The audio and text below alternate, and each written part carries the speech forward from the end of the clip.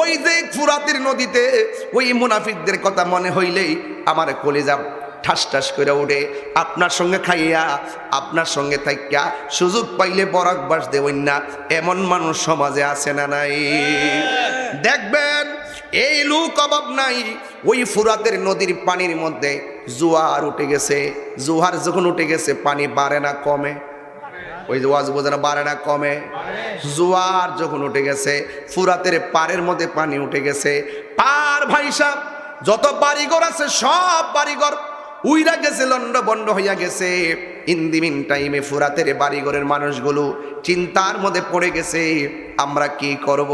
ওই মুহূর্তে ফুরাতের মানুষগুলা চিন্তা করলো, এই সমাজের মধ্যে একজন লোক আছে যারে আমরা মুশকিল কুশা বলে ডাকি, যারে আমরা মুশকিল কুশা বলে মানি। কে সে? কয় সে হলো পাকি পান্নাতুর সদস্য, আহলে বায়তের সদস্য, যার নাম হলো হযরতে মৌলা আলী রাদিয়াল্লাহু তাআলা আনহুর কাছে দৌড় দিলেন।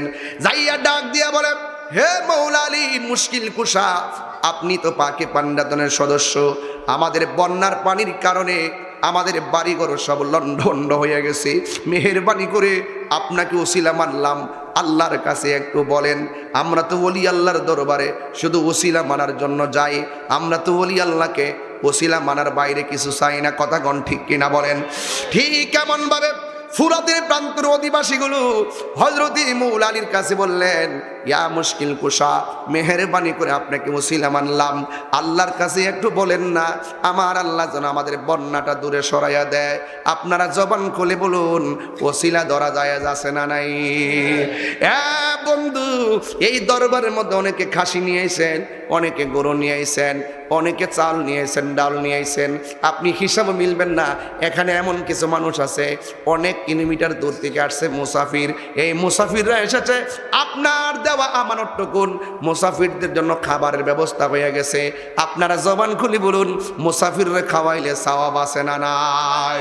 গাউসে পাক আব্দুল কাদের গিলানির সবচাইতে বড় একটা চরিত্র ছিল, তিনি শুধুমাত্র মানুষকে খাওয়াইতেন। আমার নবী বলছেন, শুনে যাও পৃথিবীর মানুষ, আমি কি তোমাদের কি দুইটা এমন কাজের কথা বলবো না যে এই দুইটা কাজ করলে আল্লাহ বেশি খুশি হয়, দুইটা কাজ করলে মহব্বত পয়দা হয়? সাহাবায়ে কেরাম ডাক দিয়ে বলেন, ইয়া রাসূলুল্লাহ, নবী গো, অবশ্যই আপনি আমাদেরকে বলবেন। আমার নবী বলেন, একজন আরেকজনের সালাম দেওয়ার সিস্টেম চালু করো, দেখা হইলে সালাম দিয়ে দাও, যারে চিনো তারও সালাম দাও, যারে চিনো না তারও সালাম দাও, কারণ সালামের মাধ্যমে শত্রুতা দূর হয়ে যায়, সালামের মাধ্যমে বন্ধুত্ব তৈরি হয়ে যায়। আর একটা জিনিস আছে, যেই কাজটা করলে আমার আল্লাহ বেশি খুশি হয়ে যায়, সেই জিনিসটা কি? ওই জিনিসটা হলো মানুষকে খাওয়ানো, অনাহারীকে খাবার খাওয়ানো।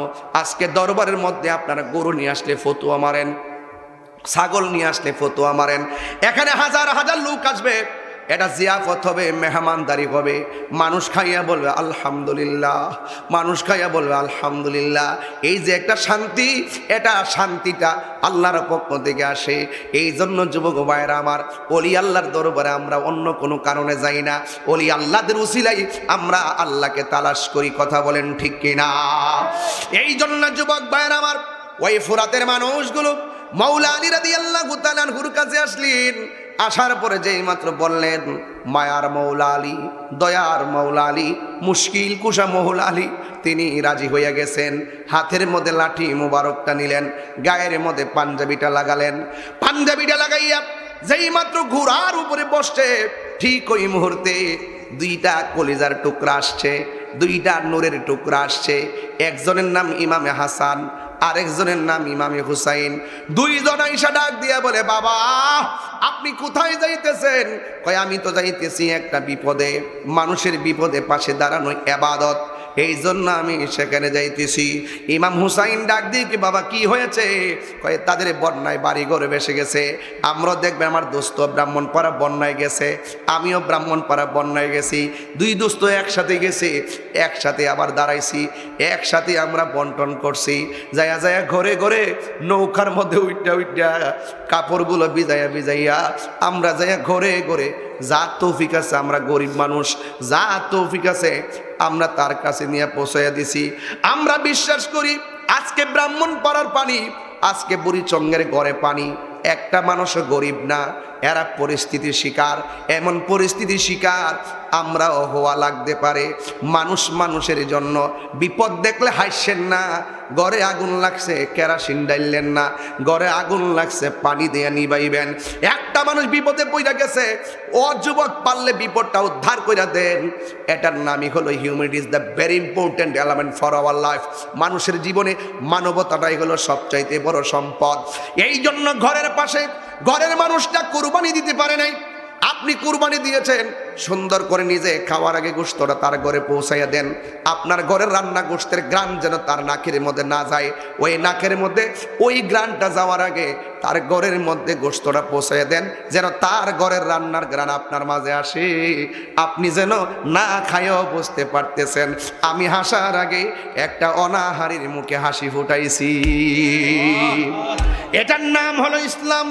ও যুবকের দল, হুজুর মৌলা আলী রাদিয়াল্লাহু তাআলা আনহু যখন তিনি ঘোড়ার মধ্যে বসলেন, দুইটা সন্তান ডাক দিয়ে কি আব্বা, মানুষের বিপদে আপনি শুধু পাশে যাবেন, আপনার সন্তানগুলোকে পাশে যাবে না। দুইটা সন্তান ডাক দিয়ে বলে, ও বাবা, মেহেরবানি করে আমাকে সামনে বসান, আমার বাইরে পিছনে বসান, আপনি মাঝখানের মধ্যে বসে যান।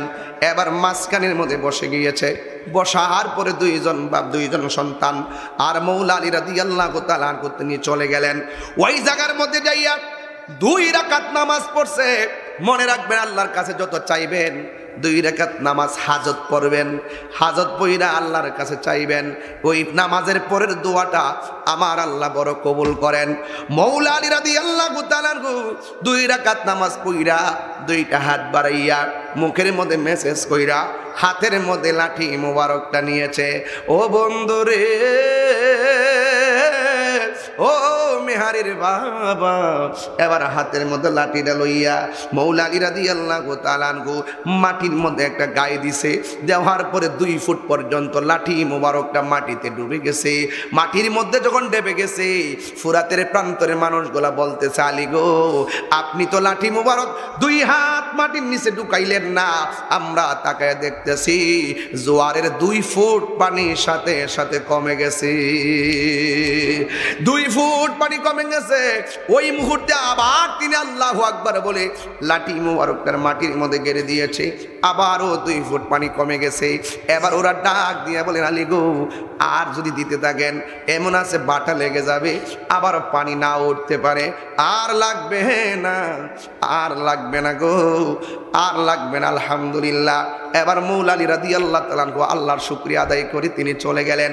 আমার প্রশ্ন, ওয়াজ কিন্তু আমার এখানে না, আমার প্রশ্ন হলো, ফুরাতের পানির দ্বারা তীরের মানুষগুলা বিপদে পড়ে গেছে জোয়ারের কারণে।